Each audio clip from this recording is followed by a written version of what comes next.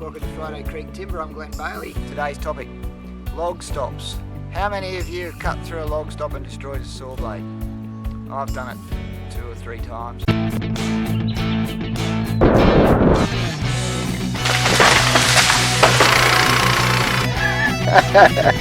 the blade down. Quite beautiful. Every bandsaw manufacturer seems to make their log stops out of steel. You've got so many things to think about when you're sawmilling. It's pretty repetitive, so let's face it, you sort of zone out a bit. I'm usually thinking about, oh look, I probably can't mention the things I'm thinking about, but the thing is, inevitably, you're going to hit a log stop. I mean, it's a steel pipe immediately in the path of your blade.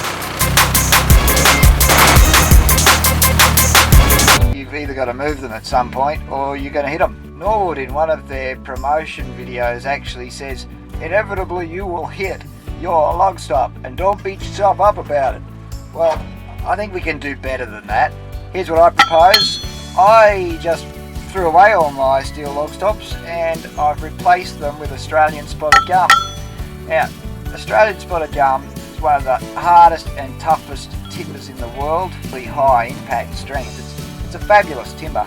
They're strong enough to hold the heaviest logs that'll fit on my mill. Many of the bandsaw manufacturers, Norwood or Wood-Mizer or Woodland Mills or hardwood mills, want me to supply them with spotted gum log stops. I'm more than happy to do so.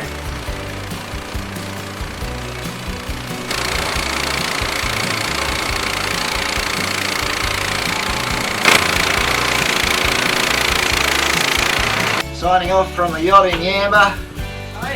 Signing off from the yacht on the Clarence at Iluka. Glenn Bailey out. I'm signing off a video, Dad.